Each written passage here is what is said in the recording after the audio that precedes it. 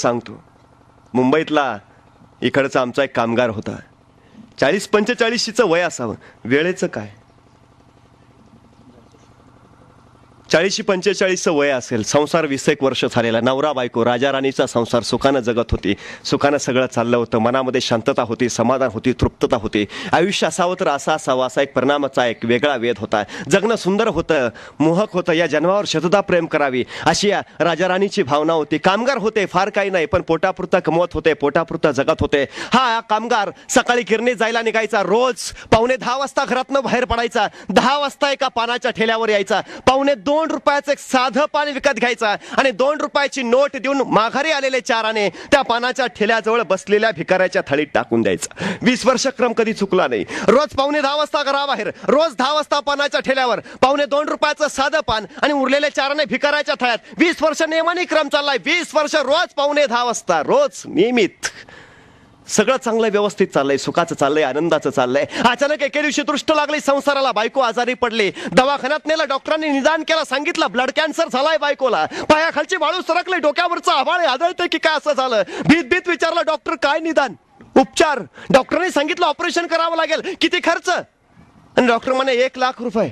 उद्या दुपारपर्यंत 1 लाख रुपये आणून द्या, तर वाचेल बायको तुमची, तर होईल ऑपरेशन. आणि सैरबाहेर झाला. काळजामध्ये वादळ घेतलं. सुसाट झाला, बेभान झाला. काय करावं कळत नव्हतं. अरे पोटाची खडकी कशी बशी भरणारी आपण. 1 लाख रुपये आणावे कुठून? कसं वाचवावं बायकोला? कसं करावं ऑपरेशन? अरे कुणा पुढं बजावं, कुणा पुढं हात पदर पसरावा, कुणाला मागावं?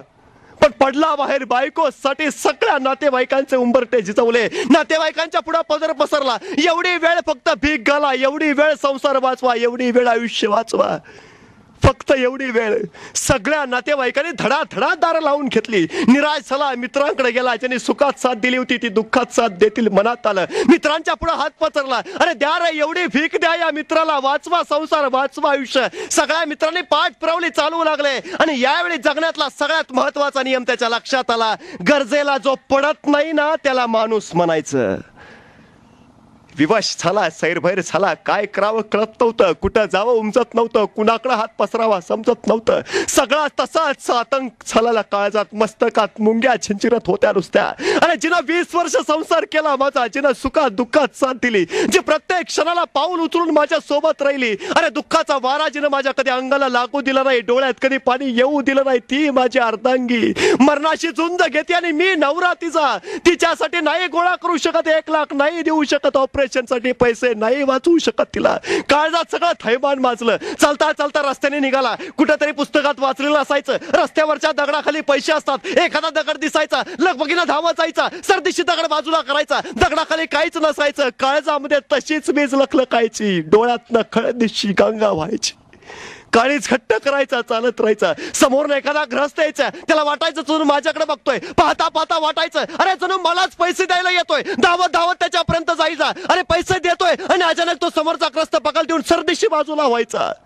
पुन्हा काळजामध्ये एक सरदेशी वादळ फळायचं. अरे नाही कुणी मदत करणार. निराश झाला, रडवू लागला हमसामशी. डोकं आपटून घ्यावंसं लागलं. अरे काय सांगू बायकोला, कसं जाऊ त्याच्या समोर. दिवस संपला, रात्र झाली, सकाळ झाली. आता फक्त दुपार उरली हातात. नाही पैसे दिले तर नाही वाचणार. बायको काय करावं. चालत राहिला चौपाटीपर्यंत आला. अथांग समुद्रात बघितलं. अरे वाटला द्यावा जीव. अरे जो नवरा नाही वाचवू शकत बायकोला, त्याच्या जिंदगानीत काय अर्थ. गेला गुडघ्यापर्यंत पाणी लागलं, कमरेपर्यंत. अरे डोका बुडवलं, मान बुडवली, गुदमरला, कोंडला, मेला. आणि अचानक सरदिशी उफाळून बाहेर आला. अरे मीच जर मेलो तर माझ्या बायकोकडे कोण बघणार. शेवटी बायकोला कोण. तसाच परत आला आणि बायकोचं रूप चित्तात आलं. जणू ती बायको त्याला सांगत होती, कशाला जीवाची एवढी तक्त करून घेता, कशाला काळजाला एवढा त्रास करून घेता. अहो नसतील पैसे गोळा होत तर न होऊ द्या. अहो नसेल माझं ऑपरेशन होत तर न होऊ द्या. अहो मी मेले तर एवढं काय बिघडणार आहे. पण माझ्यासाठी तुम्ही जीवाला नका त्रास करून घेऊ, नका स्वतःला त्रास करून घेऊ. याही क्षणात त्या बायकोचं हे शब्द त्याला आठवले आणि एक क्षणभर पावला. काय करावं. अरे एवढी बायको पण नाही वाचवू शकत. निराश झाला. तसाच मान खाली घालून चालत चालत चालत राहिला. स्वतःच्या विचारात होता, भानात नव्हता, जाण नव्हती. कुठं निघालोय कळत नव्हतं. समोर फक्त बायको दिसत होती. आणि अचानक कुठून तरी हाक कानावर आली. त्याला वाटलं जणू कुणी मला बोलावतंय. सावरून बघितलं. पुन्हा कानावर हाक आली, ओ साहेब. मान वळवून बघितलं. ज्या पानाच्या ठेल्यावर गेली 20 वर्ष नेमानं पान खात होता, तो पानवाला याला बोलावत होता, ओ साहेब इकडं या. मान खाली घातला, अश्रू दाटला, हुंदका तसाच साठवला. हा माणूस त्या पानाच्या ठेल्याजवळ गेला. या पानवाल्याने विचारलं, काय साहेब गेले 20 वर्ष तुमचा क्रम चुकला नाही, राव 2 दिवस फिरकला नाही टपरीकडं, असं काय झालं? भरल्या काळजानं आणि भरल्या उराने यांनी सांगितलं, बायको दवाखान्यात आहे, ब्लड कॅन्सर झालाय, ऑपरेशन करायचं आहे, पैशासाठी वन फिरतोय रे. पण त्यासरची पानवाल्याचा गळा दाटला, आपला हात त्याने या माणसाच्या खांद्यावर ठेवला. साहेब, आपली जागीर म्हणजे आपली ही पानपट्टी, विकली तर 5,000 येतील, तुम्ही म्हणत असला तर आत्ता. आणि हुंदका दाटून आला, तसाच अश्रू बाहेर काढत तो म्हणाला, अरे मित्रा तू म्हणालास यातच आलं सर, पण 5,000 ने काय होणार रे? आणि तसाच विवशपणे मान खाली खलत रडत निघाला. कसं जावं बायको समोर, काय तोंड दाखवावं? नाही वाचवू शकत तुला, मर जा मर, काय सांगावं? पण निदान शेवटचं दर्शन तरी घ्या, एकदा शेवटचं डोळ्या भरून पाहावं तरी. अरे गरिबीना संसार कसे उद्ध्वस्त होतात हे बायकोला जाताना समजावं तरी. आयुष्यभर तिची याद राहावी, एकदा डोळे भरून पाहावं.